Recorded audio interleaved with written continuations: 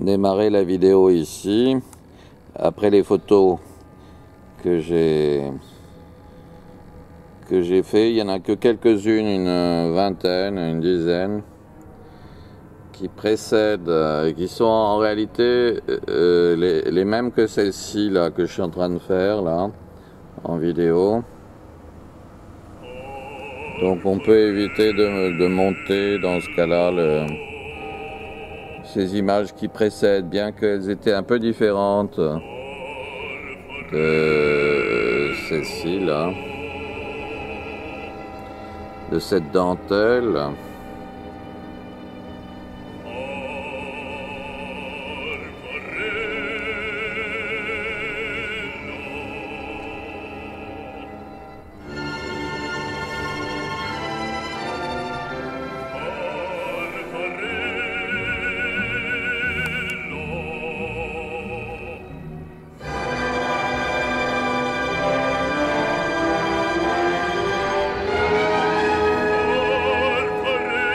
On va passer la chose 2 fois plus lentement.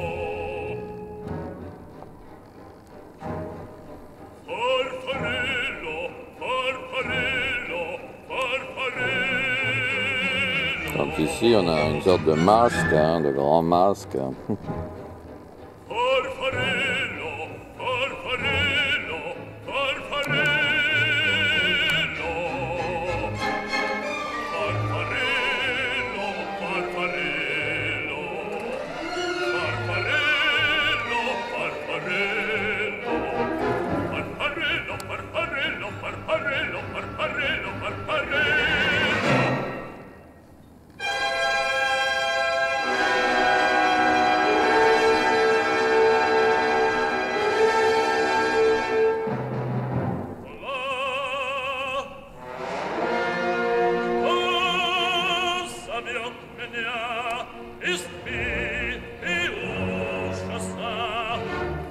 Vraiment la dentelle, vraiment un point extrêmement serré, extrêmement fine ici.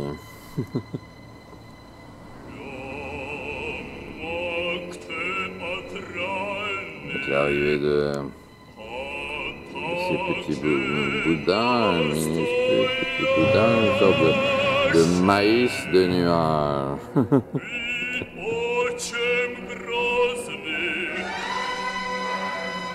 De grains de maïs ou de perlés de nuages.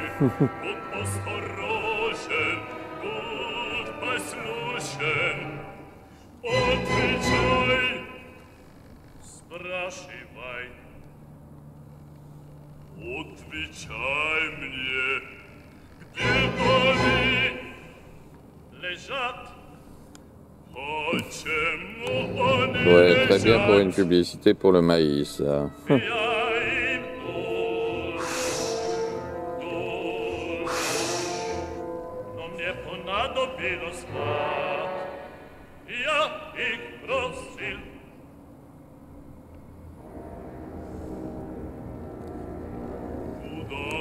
réalité, c'est le cerveau de cette tête-là qui est ici, qui se prolonge. Ce sont les cheveux. Ce sont les cheveux, c'est le cerveau les cheveux reliés à ces personnages qui sont ici, mais surtout à celui-là.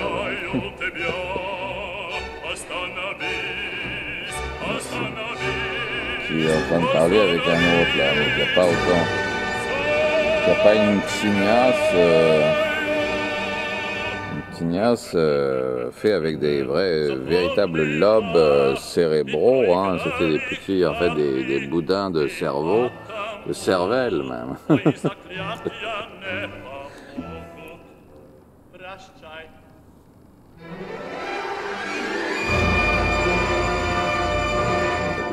Ça va loin, hein, c'est sûr. On voit, c'est immense, hein. Donc là, la figure commence, pour la comprendre, elle commence par ici, là, avec la tête de la personne, là.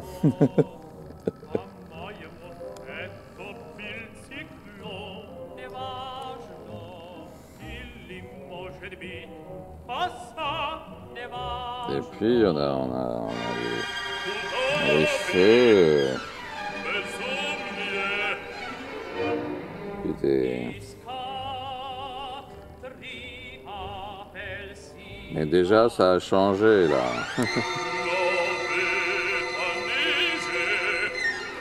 Les cheveux sont devenus autre chose. On est comme dans un fond sous-marin.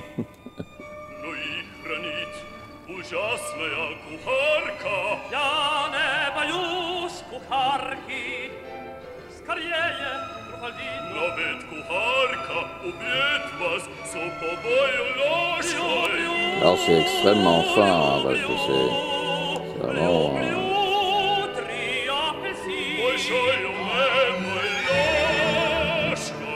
C'est un travail absolument remarquable que le soleil a fait. Les vents, les déplacements sur des milliers de kilomètres. Avant de prendre cette forme-là précise devant nous. Il y a aussi tout ce que ça a revêtu comme forme artistique, enfin de très haute compétence, surtout que c'est des matières par tonnes qui sont transformées, qui sont bougées dans la moindre des particules, hein. sur des superficies pareilles, donc avec d'autres métamorphoses qui ont eu lieu avant cette découverte-là, précise, à ce moment-là précis, ici, ce qui donne envie de poursuivre et de savoir ce qui précédait ce moment-là, avant l'arrivée de ces nuages par le sud ce matin, ici, mais aussi par le nord. Il y a eu ici, même à l'est, c'est l'est ici, il y a eu cette espèce de rencontre des deux courants qui se sont rencontrés donc pour créer ces figures en filigrane un petit peu discernables, hein, reconnaissables dans les représentations qu'elles évoquent d'une façon hélas privée de la vision d'Atlantide, hein, parce que si le variateur de la vision d'Atlantide est levé, alors c'est encore plus merveilleux, encore plus beau, encore plus étonnant, encore plus exceptionnel.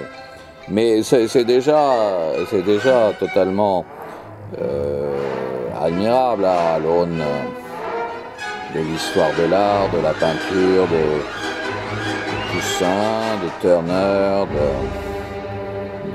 des gens les plus compétents en peinture. Et on se rend compte que c'est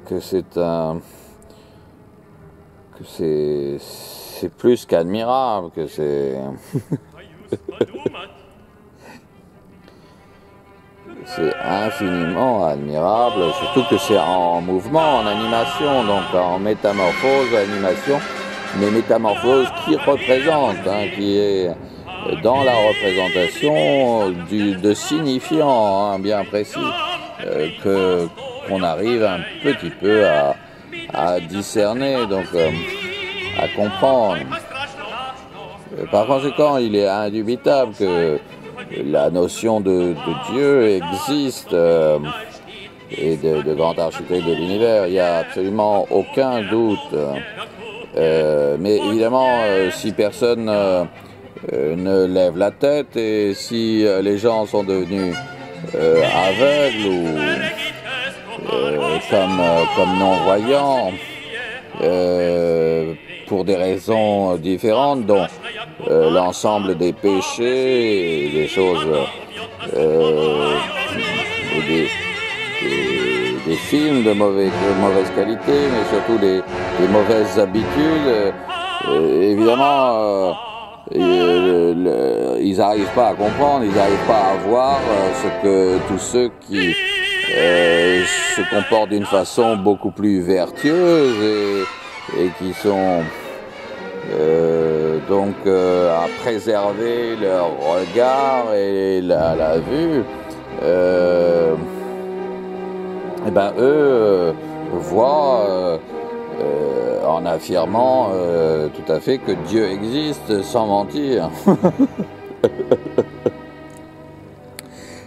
Il faut pas là avoir fait normal supérieur pour avoir la foi.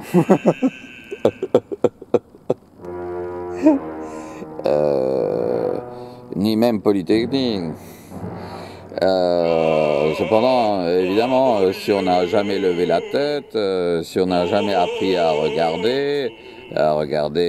apprendre à regarder un point dans l'espace, si on n'a pas appris à penser sur ce point, à spéculer avec ce point pour essayer de reconstituer la forme qui pourrait être perçue grâce à la filigrane et surtout en ayant vu une fois Atlantide, on peut imaginer beaucoup plus facilement ce que cela donnait quand le très grand variateur de la vision d'Atlantide était allumé, était donc enclenché. On comprend que ça n'était que beauté, luxe et volupté, oui, certainement. À l'époque, quand on avait perdu le sens des réalités. Non, quand on était dans une autre réalité qui était uniquement végétarienne et qui donc interdisait naturellement de faire du mal aux animaux pacifiques et inoffensifs. Et à l'époque, l'être humain se nourrissait seulement de fruits dans les arbres et donc n'avait pas besoin de tuer ni de chasser ni de se battre.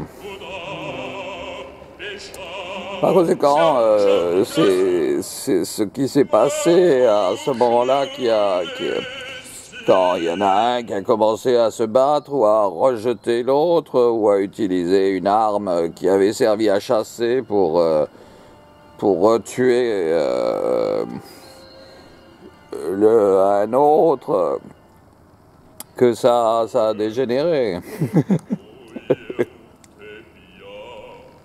D'autant plus que ceux qui avaient accès à la salle des machines, eh bien, n'ont plus voulu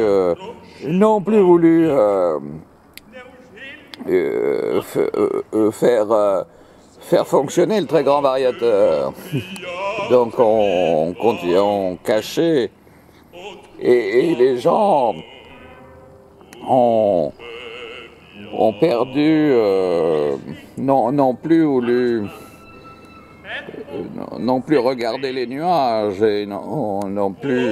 Alors ceux qui évidemment continuent à les regarder, les admirer, sont devenus de très très grands artistes en raison de la sécurité qui existait dans le cerveau et qui a permis qu'il demeure des gens compétents, des gens intelligents, des gens capables de réfléchir en plusieurs dimensions comme les nuages qui sont sculptés. Et donc qui ont continué à penser en plusieurs dimensions et en multicatégories, etc., comme n'importe lequel des très véritables ingénieurs, Bouddha, comme je le suis.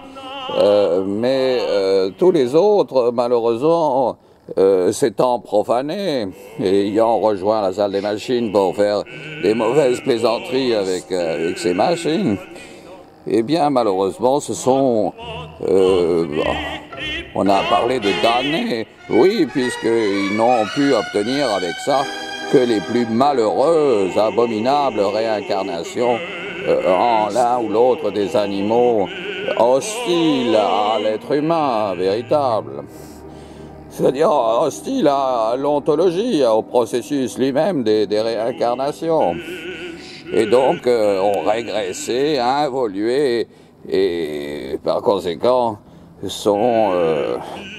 n'ont pas été capables très rapidement de voir dans les nuages quoi que ce soit, étant donné que leurs yeux ne fonctionnaient plus, n'étaient plus capables de zoomer et surtout de spéculer à partir d'un point, c'est-à-dire de créer des formes pluridimensionnelles comme des sculptures les plus exceptionnelles qu'on a trouvées et qui ont été partout signées par les plus grands noms et artistes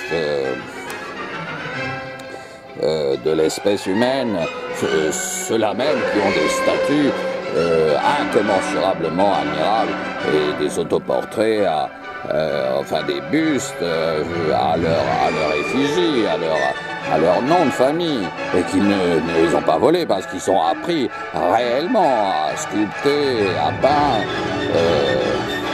parce qu'ils ont admiré l'œuvre de Dieu qui était manifestement à continuer inlassablement, jour après jour, la formation de chefs-d'œuvre les plus incommensurablement admirables, les plus géniaux dans le ciel.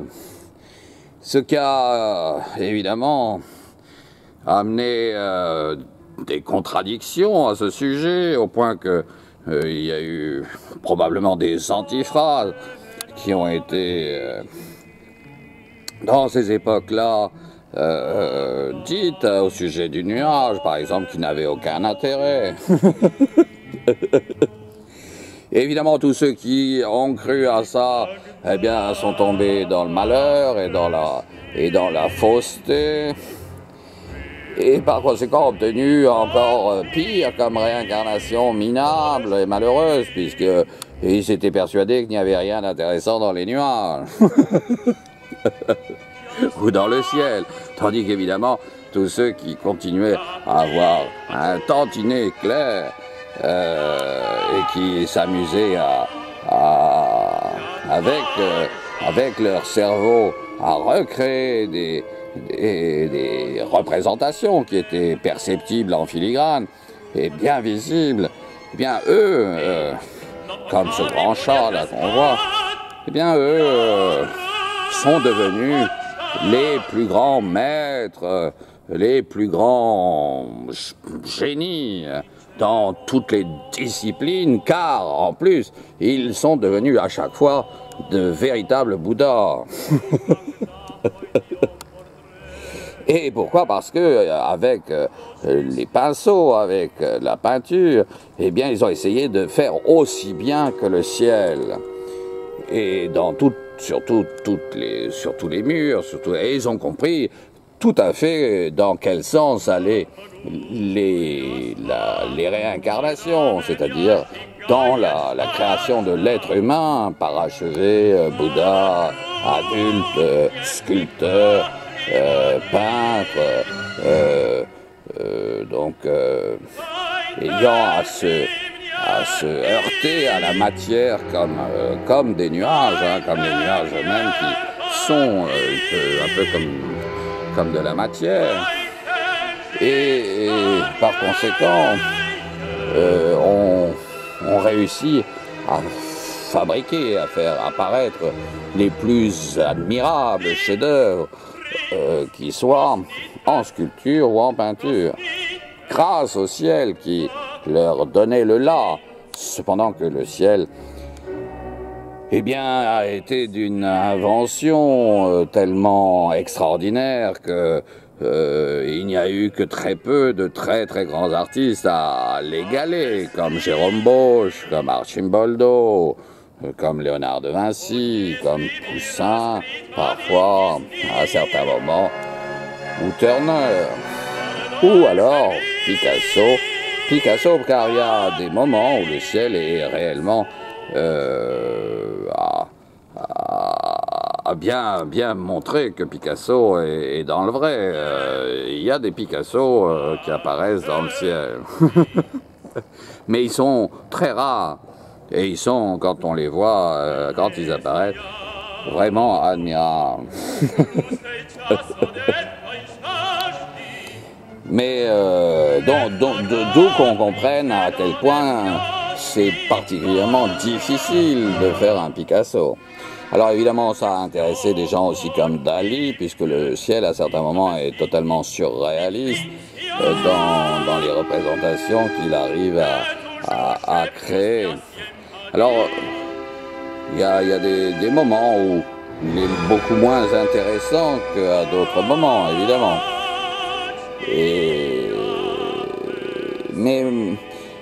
Mais ce sera donc la vidéo, le cinéma, la photo qui va permettre de mieux comprendre ce ciel.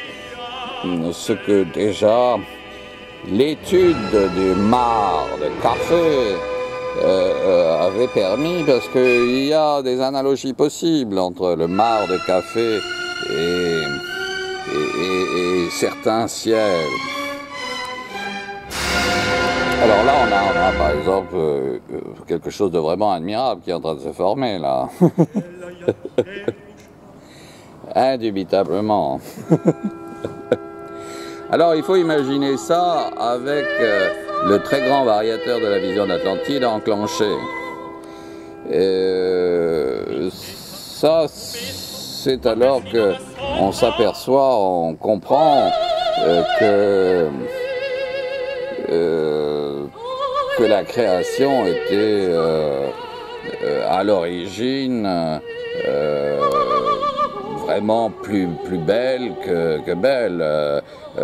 L'ex-Atlantide a appelé depuis quelques années, depuis 2005, Oz, avec un accent circonflexe depuis 2015.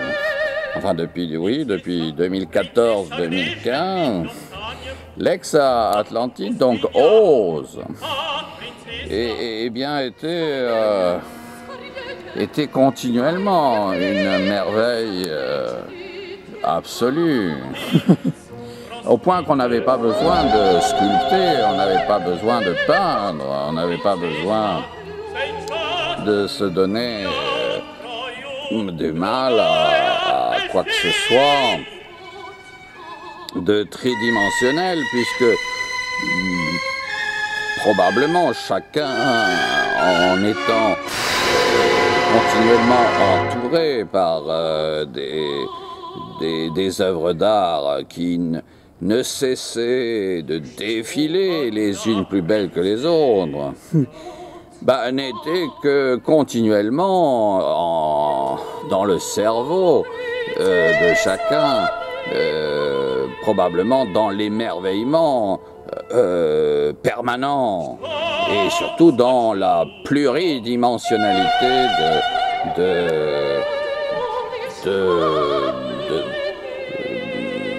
du regard, des découvertes, de la conception, enfin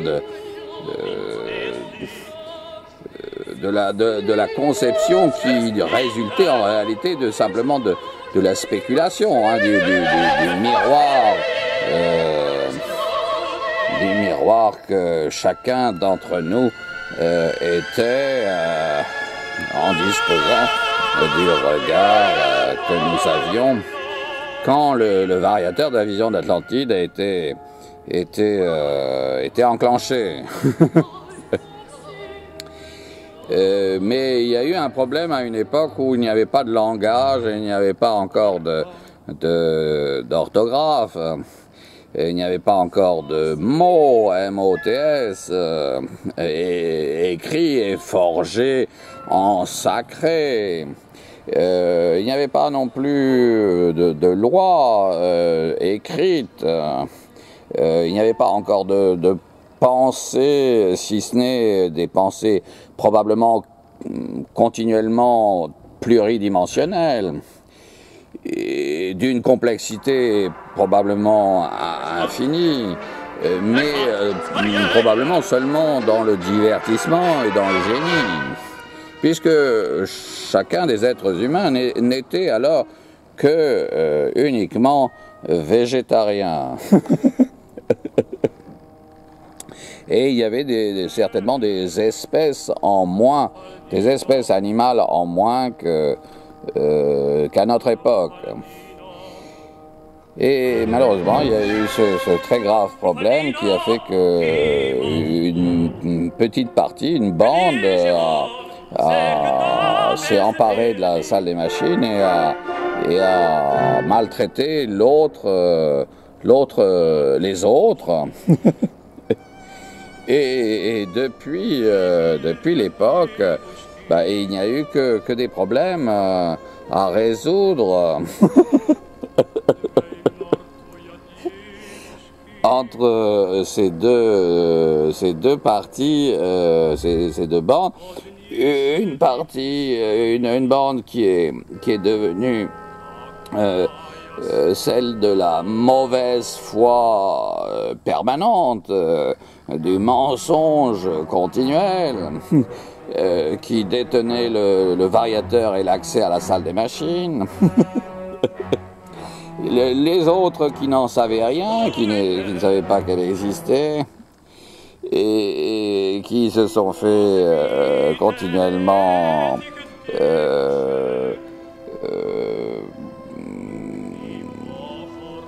maltraités au point d'être totalement incompris dans leurs droits, qui plus est à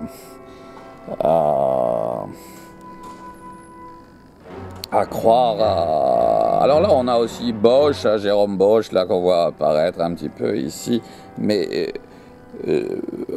à d'autres moments beaucoup plus flagrants que ça. Alors il y a aussi l'aspect photo, hein, puisqu'il y a des visages, des faces humaines qui apparaissent. Et puis il y a le côté paysage chinois, paysage. Ce qui est merveilleux, c'est que les paysages viennent à nous. On n'a pas besoin de se déplacer pour aller en montagne. La montagne vient à nous sous forme d'admirables encres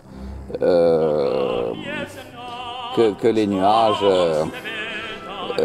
révèlent. Alors évidemment, peut-être moins joli à l'œil nu qu'en vidéo.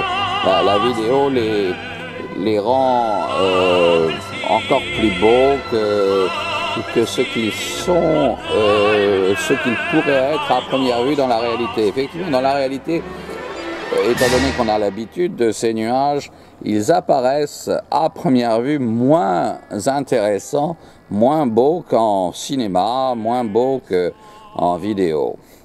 Et ce qui fait que beaucoup de personnes ne se sont pas intéressées aux nuages et n'ont rien trouvé d'intéressant à les regarder. et sincèrement, hein, vraiment, tandis qu'une fois qu'ils sont photographiés, qu'ils sont analysés, qu'ils sont explorés grâce au zoom du magicien d'Oz, qui s'est mis à avoir là un peu l'accent de la façon de parler de Giscard d'Estaing. Eh bien, on arrive à mieux cerner, mieux comprendre, mieux voir ce que effectivement personne ne voyait plus.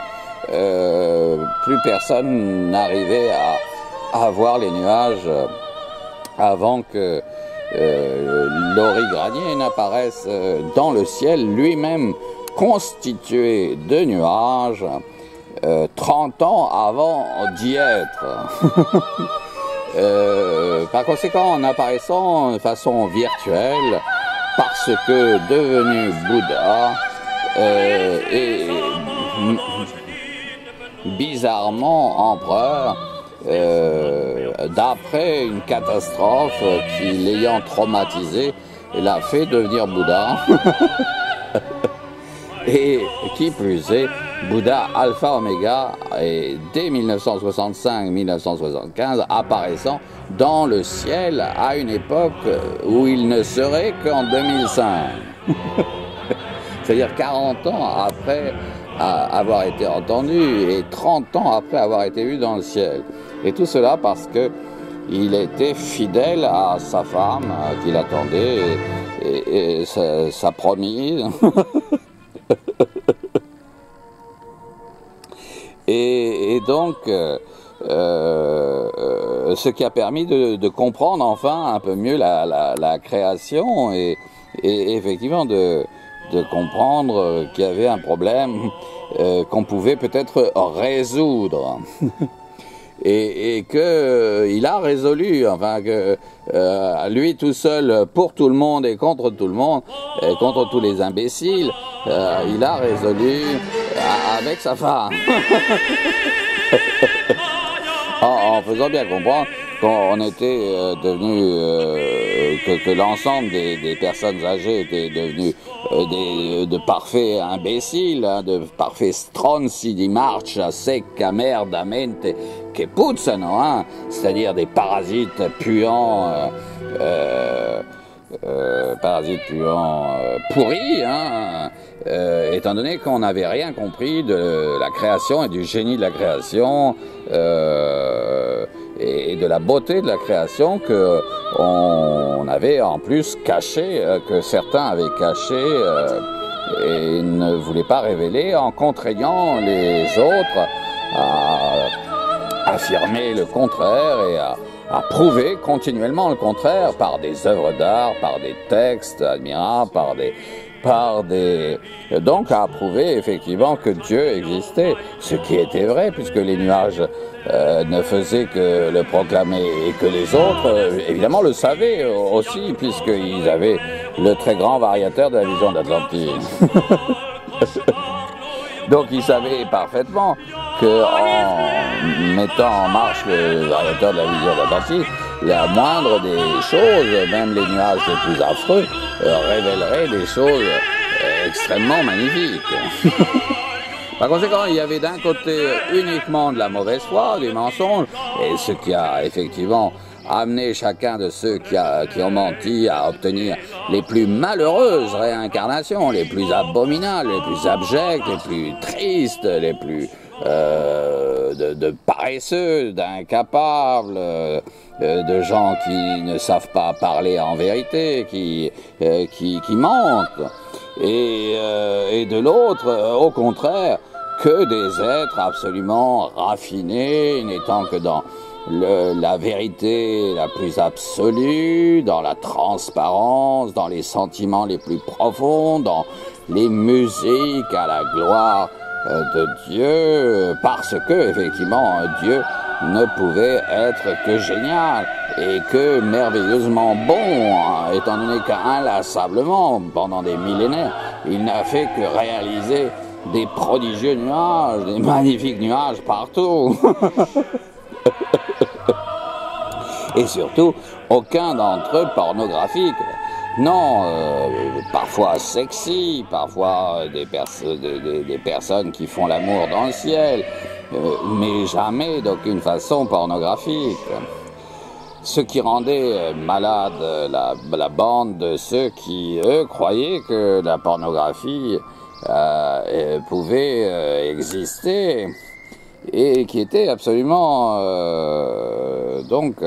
une chose que le ciel n'admettait pas et ne montrait jamais, sauf de l'érotisme, mais magnifique, sublimé, qui avait à voir avec l'agapé de chacune des représentations, parce que chacun des nuages représentant et n'étant à former des sculptures les plus admirables, eh bien, ne peuvent exister qu'en raison de l'existence de agapé et d'aucune façon d'éros. Enfin, ou alors d'un éros qui n'est que entièrement à ne faire qu'un seul avec agapé. La preuve, l'être humain parlant, l'être humain sculptant, l'être humain œuvre d'art, totalement différent malheureusement du chien, du chat, de l'une ou l'autre des réincarnations qui avaient mal tourné, car il s'agissait en réalité de gens gourmands, d'anciens gourmands et paresseux qui s'étaient comportés en enfants gâtés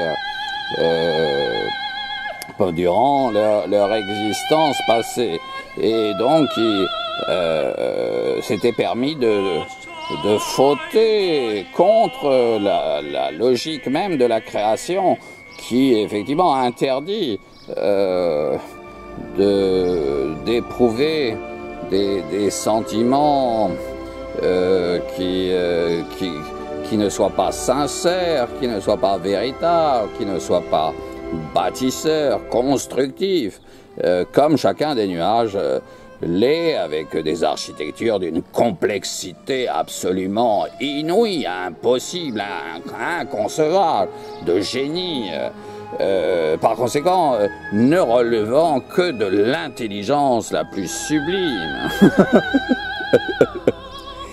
Et rien à voir avec, hélas, la bêtise, l'ineptie.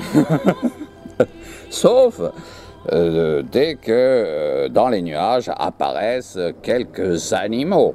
Alors, cela permettait à ce moment-là de se convaincre les uns et les autres que la bêtise était assumée, parfois, puisque apparaissaient et apparaissent effectivement ces réincarnations. Mais en réalité, tout ça est dû à plusieurs dimensions différentes qui concernent les nuages, plusieurs niveaux de nuages. Il y a les nuages qui représentent l'époque qui sera dans 30 ans, dans laquelle on voit apparaître parfois des êtres humains gigantesques, immenses dans le ciel. Au point, effectivement, d'avoir vu apparaître Laurie Granier d'Oz en 2005, alors qu'on était l'ensemble en 1975 à Rome. Qu'il y a effectivement un ciel et un univers qui est en expansion et qui fait qu'on est à regarder le ciel qui sera dans 30 ans.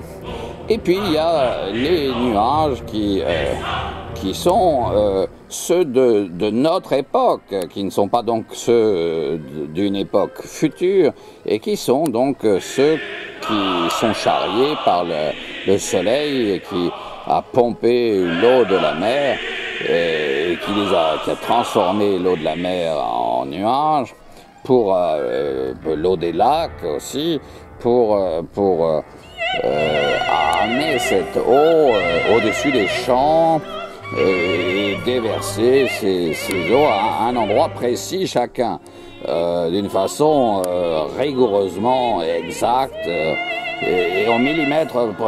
En réalité, Laurent-Marie Granier a dit à l'atome près.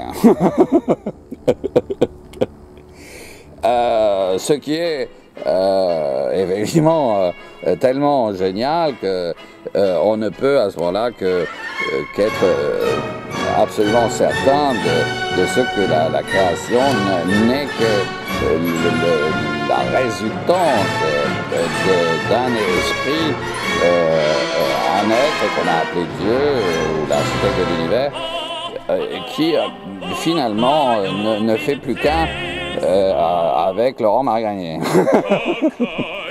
votre pharaon qui s'exprime là librement. Ce matin, 40 ans après, en réalité, parce que ça, j'étais prêt à le faire dès 1975.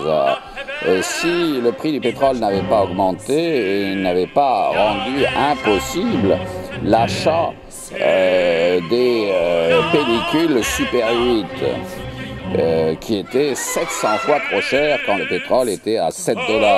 Par conséquent, je ne savais pas comment faire pour faire les films que je voulais faire. Avec un prix du pétrole aussi élevé et surtout les prix de la pellicule cinéma qui était réduite. Ça ne pouvait durer que 3 minutes en Super 8. Et donc j'ai dû renoncer, d'autant plus qu'il a fallu, comme on le sait, comme on l'apprendra ailleurs, que j'obtienne une amnésie canonique, artificielle de ma part, étant donné que malheureusement, on n'a pas voulu m'obéir sur place, on n'a pas voulu baisser le prix du pétrole à 1 centime de dollar, voire à 0,01 centime de dollar le baril. Et on n'a pas voulu non plus, alors que j'étais Bouddha, que j'étais l'empereur, que j'ai plusieurs femmes officielles, ce qui a compliqué infiniment, canoniquement, la situation, d'autant plus des réactions qui se sont produites à ce moment-là. Ce qui fait que les gens ont continué à vieillir, à avoir des malheurs les plus incommensurables, chacun, étant donné qu'ils ont refusé que je fasse leur bonheur. C'est-à-dire que la vieillesse disparaisse, que l'ensemble guérisse, et que la beauté, et qu'on puisse retrouver la vision d'Atlantide et d'autres, étant donné qu'ils étaient convaincus que ça ne pouvait être eux que le diable, au mauvais sens de ce mot, et non le bon Dieu qui avait créé la création. Et ils ont découvert le compas une autre fois, comme en 1965 et en 1975, étant donné que, évidemment, chacune des solutions élégantes n'a pu venir au jour qu'uniquement et seulement grâce au Bouddha, c'est-à-dire à ma personne. Voilà.